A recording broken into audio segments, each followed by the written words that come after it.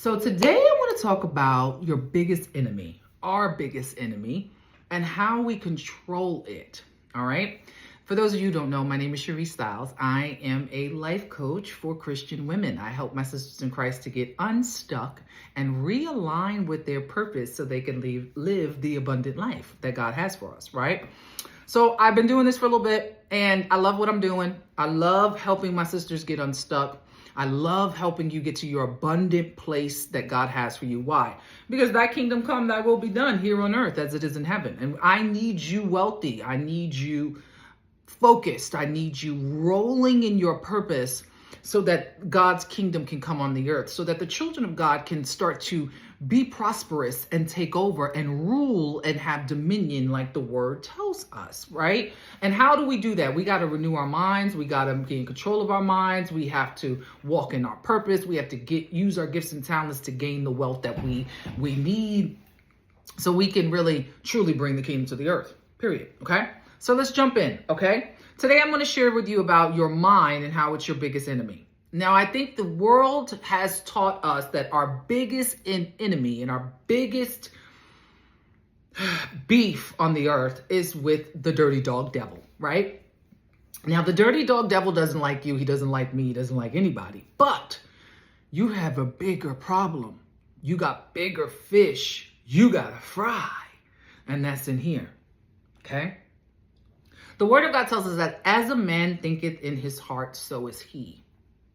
So as you think in your heart, as your mind tells your heart, because this is the computer system. That's what I need you to get, number one, okay? This thing up here is a computer system. It is the computer system that runs your life. And if you think it doesn't, I'm going to prove to you that it does.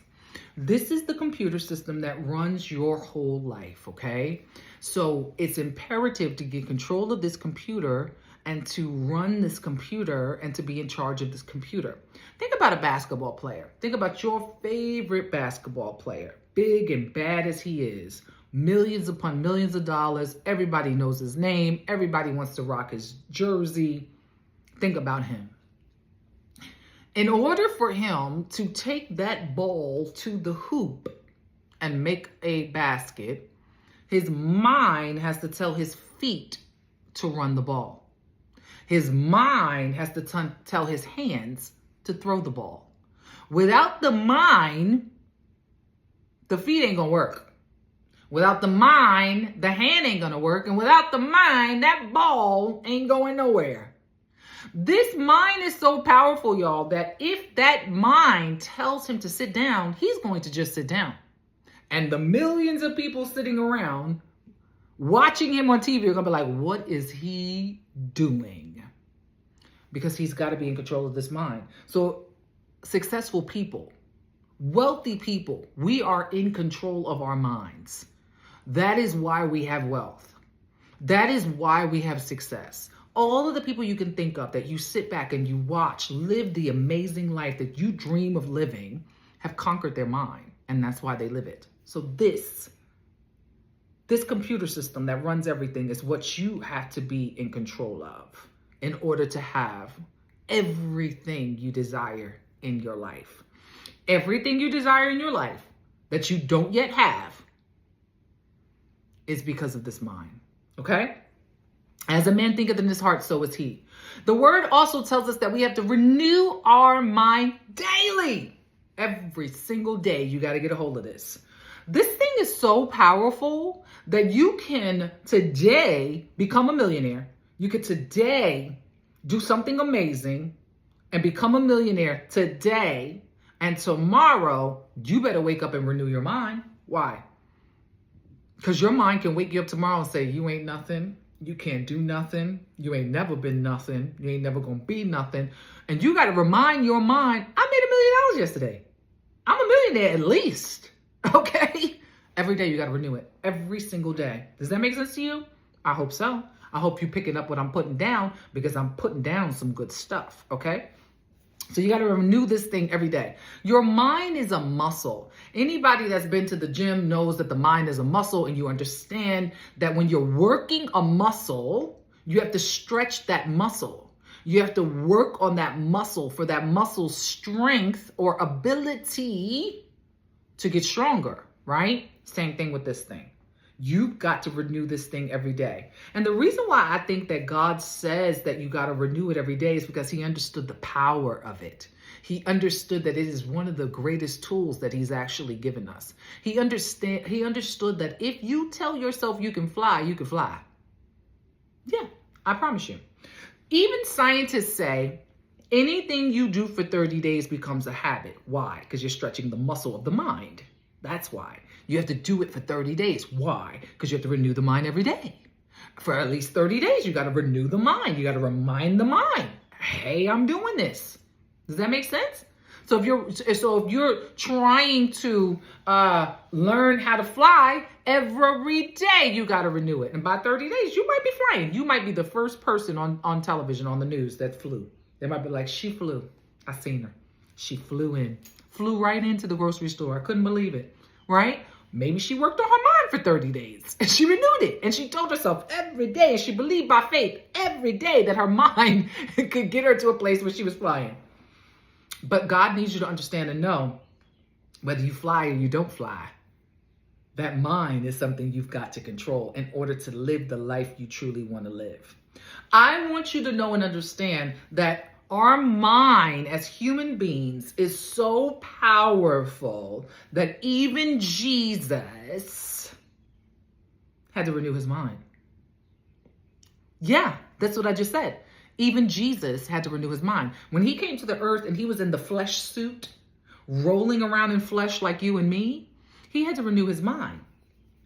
He absolutely had to renew his mind. And you are no better than Jesus, honey. You might be awesome, but you're no better than Jesus. He had to renew his mind. So Matthew, come on with me. Matthew 26:39 lets us know this, because you probably think on the other side of the camera that I've lost my mind, but I promise you I haven't lost it. I've got it. It's in here. And I'm letting you know that even Jesus had to renew his mind. All right? Let's go on over to Matthew 26:39. Going a little further, first let me prep you. All right? He's in the garden. Judas done already been grimy, ratted him out, told the people where he is. They're coming to get him. Don't forget he's God in the flesh. So he's beyond a prophet. So he knows that he knows that he knows. And he knew his whole assignment was to come to this earth and to die for our sins. So he already knew what he was coming to do, right? It's time now, though.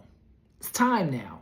We could talk a good talk. How many of y'all know we could talk a good talk? We can talk a good game. But baby,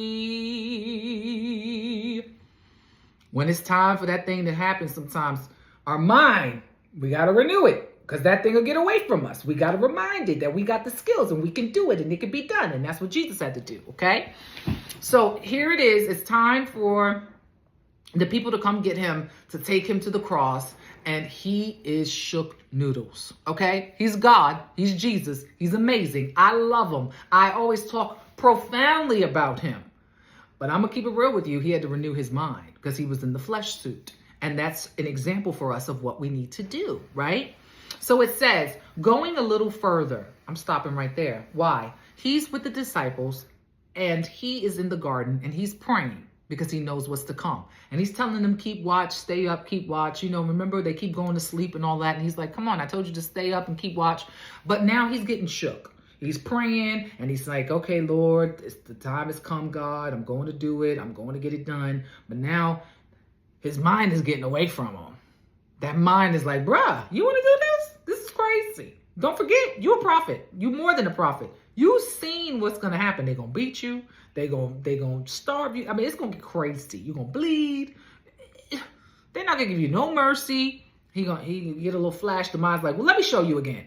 Give him a little flash of what's going down and what's going to happen. And he gets shook. Okay? He gets shook noodles. And so he's there and he's like, oof, Lord, oof. So he's like, y'all be all right. I'm going to go down a little further. He gets away from the churn. You know, I'm going to get away from the churn because I'm a rabbi, I'm a leader, I'm a teacher. But right now, the teacher needs some encouragement. So I'm going to get a little further. So the word tells us he went down further. Okay? So he going a little further. He fell on his face. I'm going to stop right there. Now, you know, okay, when life get hard and you praying about something, when a real life task hits you, You might pray cute any other time, but when things get heavy and life get hard, baby, when you laid out on your face, you know it's serious. You know it's the big one, okay? So Jesus was being hit with torment in his mind. He had to get control of this mind, y'all. I'm telling you, he had to get away from everybody, go a little further down. He had to lay upon his face. And he said, once he was on his face, he said, he fell upon his face to the ground and prayed, "My Father, if it is possible, may this cup be taken from me. Yet not as I will, but as you will," right? Not thy will be done, but your will be done is what the King James says. And I like that. So he's like, oof, can you take this from me? Right?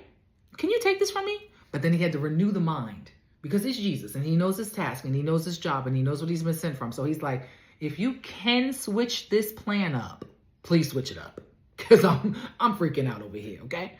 But if not, I'm renewing my mind. I'm renewing my mind. I'm reminding myself I'm going to get back into what you need me to do. If not, your will be done, okay? That's an example of God showing us that even Jesus, our example, the one we should walk like, talk like, be like, do like, okay, had to renew his mind daily. And in this instance of a real live struggle coming upon him, he had to renew his mind. So give yourself grace, give yourself understanding, and let you know that even the greatest of them all had to renew his mind. So I need to, what does that tell us? I need to be in a practice of renewing this mind. And any assignment God gives me, I have to renew this mind. And any task that I want to complete on this earth, I've got to renew this mind. And I'm going to have to do it every day. Every day I'm going to have to remind myself that I can do it. Every day I'm going to have to remind myself by faith that this can be done. Every day, okay? Renew your mind daily, all right? Faith is renewal of the mind. Did you hear me? Faith is renewal of the mind. The Bible tells us that faith, the size of a mustard seed, can cause us to move a mountain. Did you hear me? Okay? Faith, the size of a mustard seed. A mustard seed is the tiniest of little seeds that we can have. This little thing that'll be in your hand, the tiniest of little seeds that we can have. Faith, which is a control over our mind, a belief beyond what we can see or even imagine, a belief in the power of God, the power of the kingdom of heaven that flows through us, a belief in that, okay, can help us to say, now don't forget this is a mustard size. It's a little mustard size. So it's just a little prick of this brain, just a little itty bitty mustard size piece of this brain can look at a mountain and say, get up and get into the water.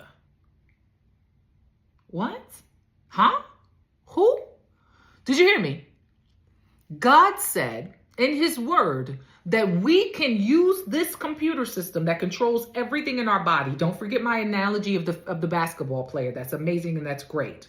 He can only do it because this computer system that controls his whole body tells his feet to move in conjunction with the hands. As the hands hold the ball, move those feet, get to that basket and throw it. Only because the brain said so does the body do it. Same for you, okay? So just a little speckle of a mustard seed piece of this brain can speak to a mountain if you believe. Mark tells us, Mark 11:23-24 says, you can have what you say if you say it and you do not doubt it.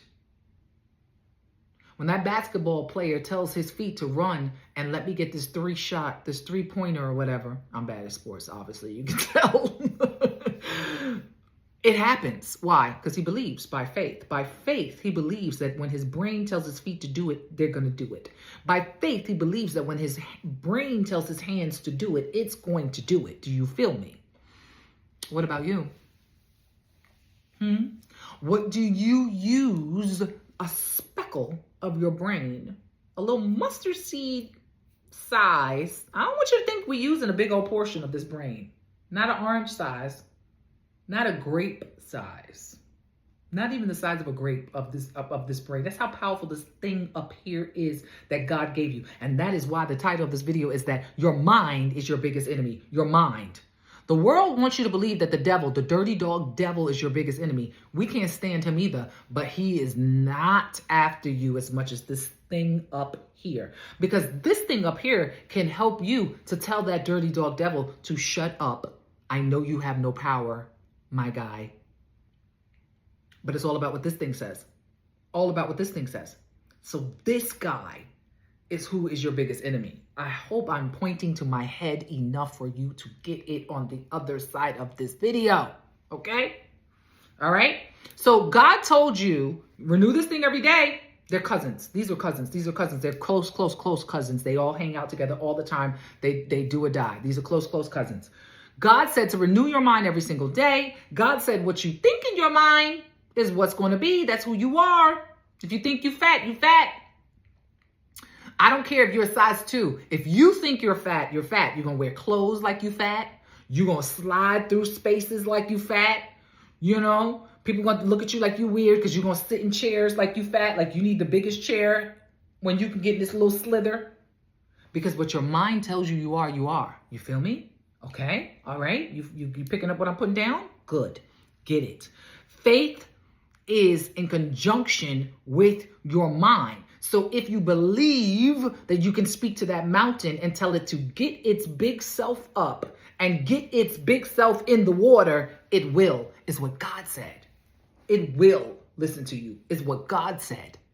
That is why we can say to a sick person, be healed, and believe it, and they will be. Cancer, I don't care. I've laid hands on people with cancer. Stage 4, as a matter of fact. 4. Told it to go.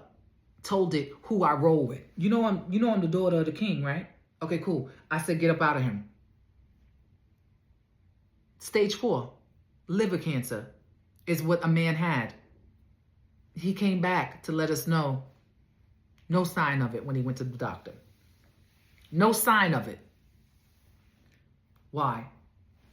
Powerful thing up here. And what you say and what you believe, it will receive. Period. Okay? All right. I think that I want you to also grasp that God is saying that we have the power. He's given us the power. We only have it because he gave it to us. He's given us the power that this brain can do many, many things. He tried to give you that Bible verse as a life tool for you to grasp the power of your brain. He let us know that we don't use our brain half as much as we can. We don't use our brain. That's why I used the little example of how you could fly if you want to fly. I believe you can do that. I believe in our time, someone will fly.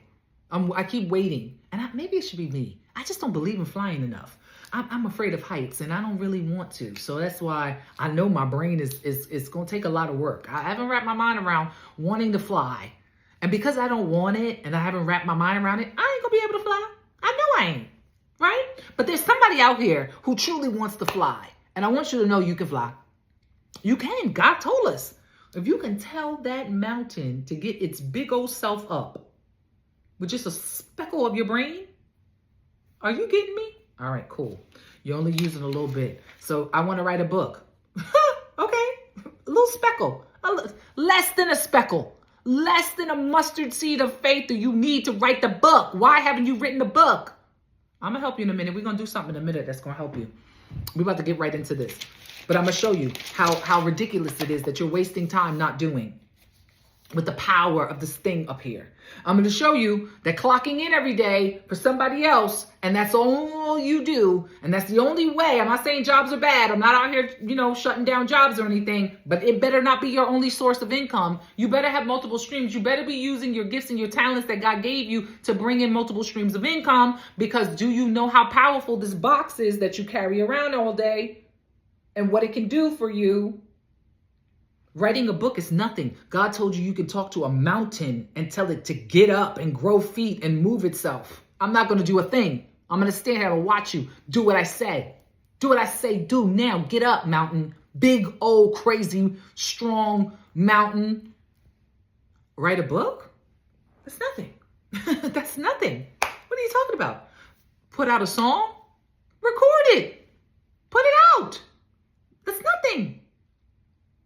You're not using half of this thing. God said a little speckle of your brain can make you do amazing things. And you're not even putting anything to anything. So how do we control this brain? How do we make it do what we need it to do? How do we get the results that we need it to get, okay? How do we get to these things, Sharice? You're making it sound so easy. Big old bad life coach. Great. Coach me up. Got you. I want you to get a pen and a pad.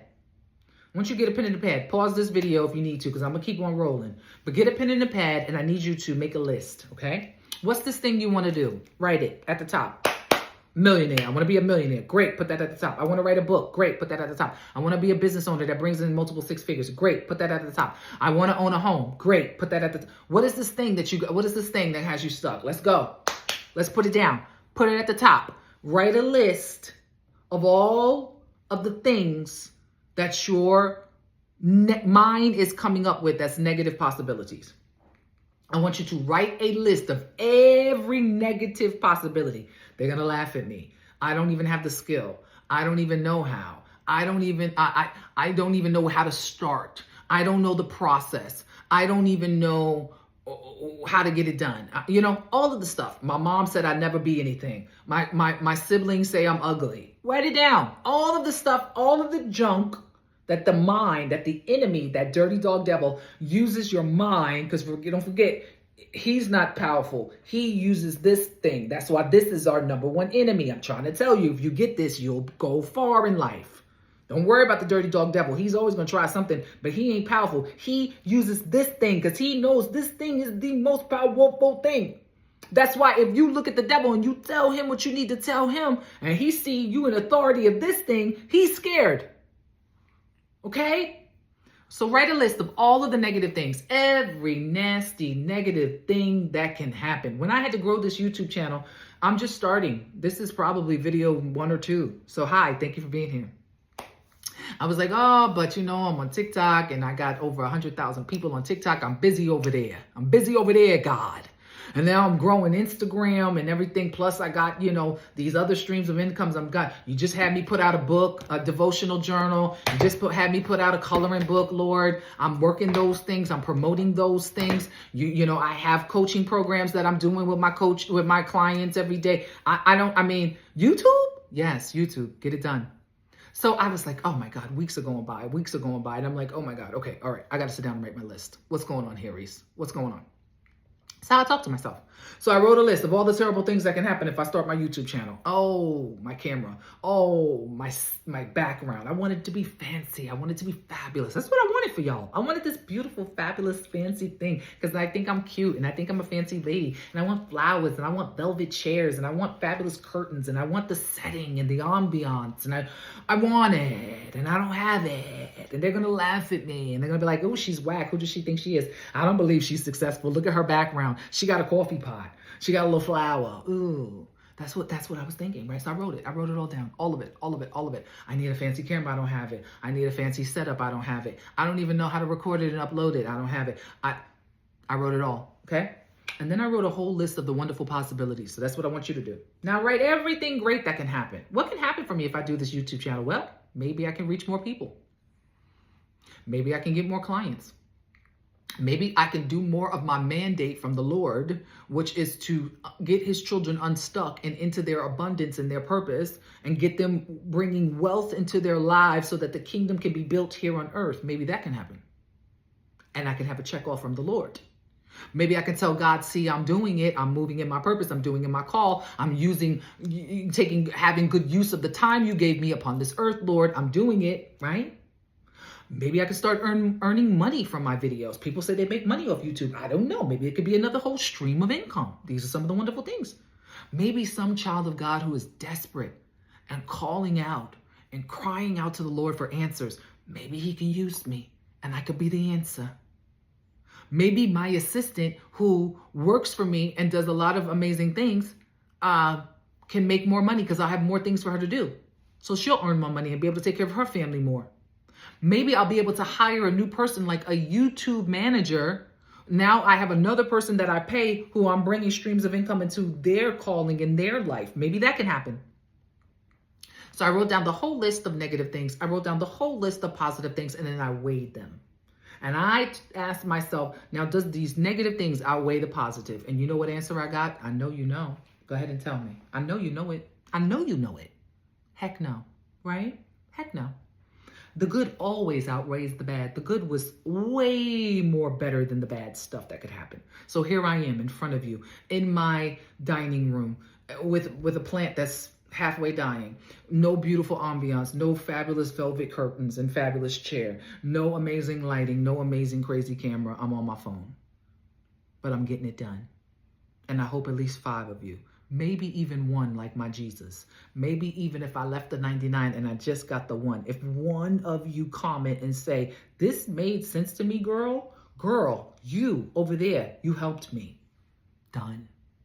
Done, done. Did it. So here I am, hoping that you got it. Now, if you need me, holla at me. Why? Because I'm a life coach and I help you get unstuck. And if you're stuck, I don't want you stuck. Now, remember, I want you to remember that you are the master of your mind. I need you to master this thing every day. When you bored and you ain't got nothing to do, you got something to do. Have you mastered your mind today? Have you put in work on that brain, this computer that's wilding out? Because if you don't get it, it'll go down the street, honey. It'll be down the street and you'll have to go get it. How many of you have been in a trail or ever been in thoughts, and then your trail of thoughts went and you'd be like, where am I in this trail of thoughts? Why am I thinking this crazy stuff? This is too far. Whoa, all that ain't gonna happen. Calm down. You gotta get a hold of it. You got to renew that thing. You got to get a hold of it. Because let me show you what happens. You ready? And when you weigh things out and you check off, and you weigh things out and you see the good versus the bad, this is what happens. Your mind creates fear, that then creates anxiety, that then creates procrastination, that then creates not getting it done. Did you hear me? Let's do it again. Your mind creates fear, that creates then anxiety, that creates procrastination. I'm just not gonna do it. That then ends up like, forget it. Not getting it done. You feel me? What are we going to do? We're going to take over all of that and we're going to check off each part of our negative list. This might happen. Debunk it. This might happen. Debunk it. This might happen. Debunk it. Until we get to the steps. Because once we do all of that, now we're going to write out the steps of what is it going to take for me to get this done. Write out all those steps. What is it going to take for me to actually conquer this thing? Writing a book. What are my steps? Step 1, step 2, step 3, step 4. Write it all out. And then you do each step. And then you're going to get to the finish line. You're going to have a book. And you're going to look back and you'll say, oh my God, I did that. And that's going to be how you start to manage this enemy you have up here. And you start to make him more of a friend. That's the goal. My name is Sharice Styles. I'm a life coach for Christian women. I help you to get unstuck and walk in line with your purpose so that you can live the abundant life. So if you're ready, get ready, spaghetti, and get it done. Thank you. Until next time, subscribe.